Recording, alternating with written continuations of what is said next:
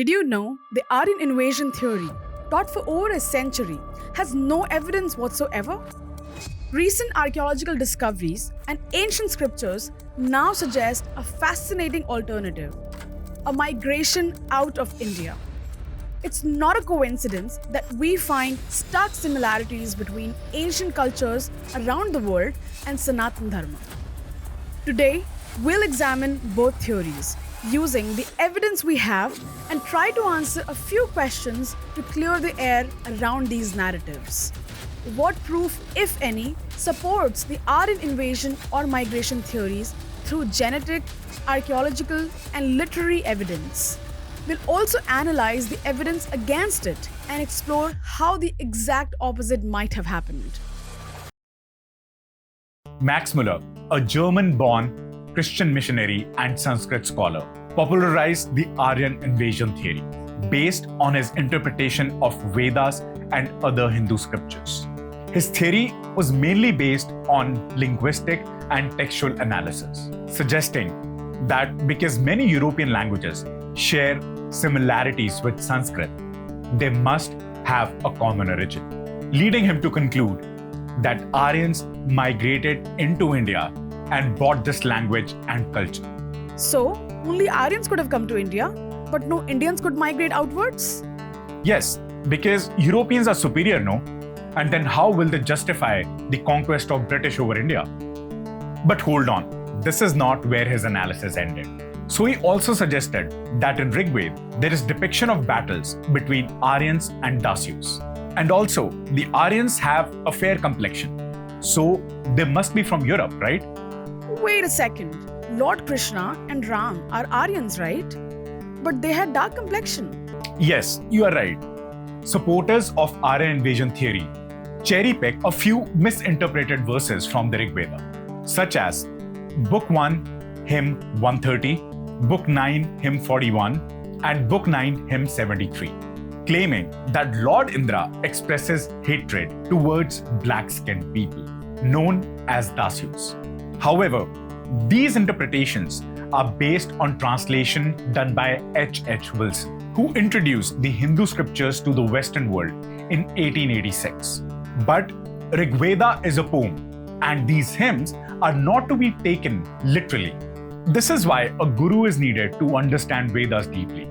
These grammatical scholars of Sanskrit translated the Vedas using their knowledge of Sanskrit grammar, concluding that the locals were dark-skinned and Aryans were fair-skinned.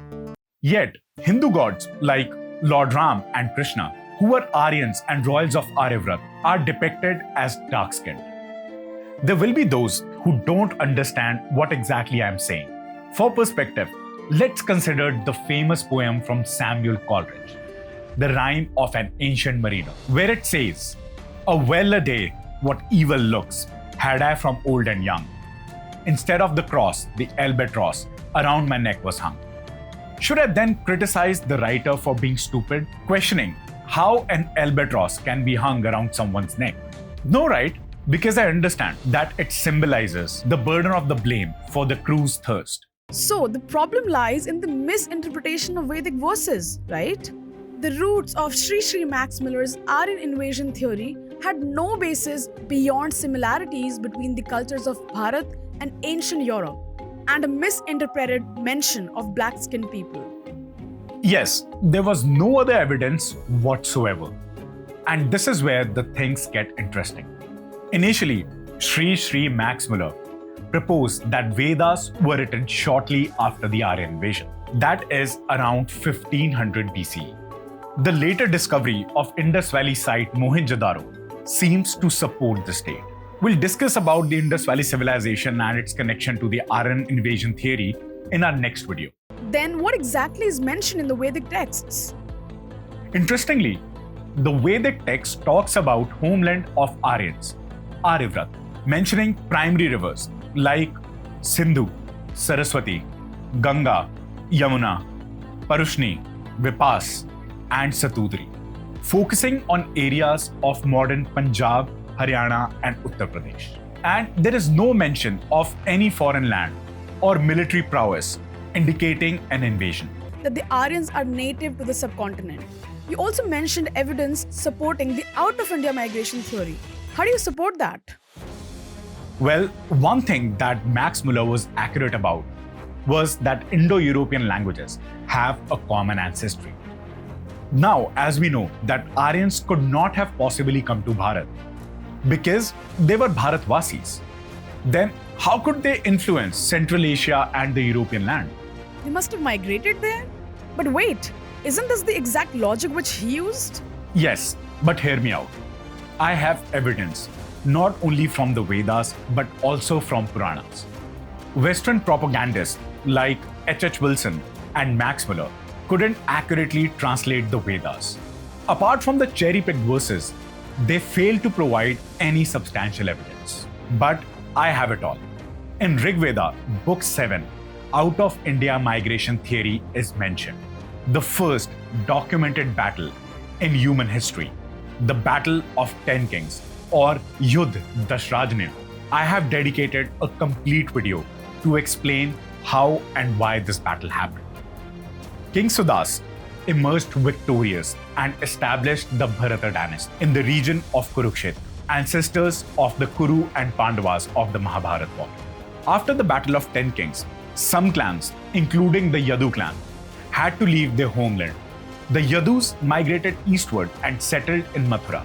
Under the leadership of Bharatas, they established their own kingdom. Over time, the Yadu clan evolved into Yaduvanshis, with Lord Krishna becoming a prominent figure among them, and eventually supporting the Pandavas in the Kurukshetra war.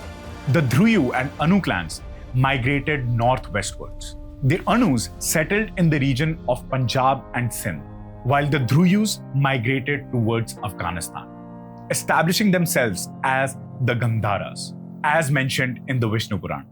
Overpopulation later prompted some of the Dhruyus to migrate further towards Persia and possibly Ukraine.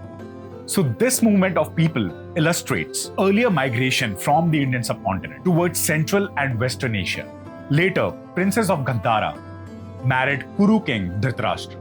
Beyond the Dhruyus, the Pakta clan migrated even further towards east of Persia, settling in what's now known as the Pashtun region. Eventually, they became known as Pakhtuns or Pashtuns, maintaining cultural ties with their Indian origin while establishing themselves in a new geographical region.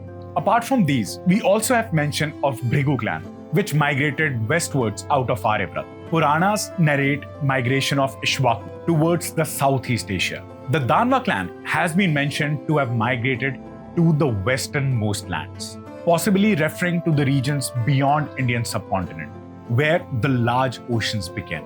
Interestingly, Danu, the mother of Danavas, is revered as the mother of Celtic culture in the region of Ireland, highlighting cultural connections that spanned vast geographical distances.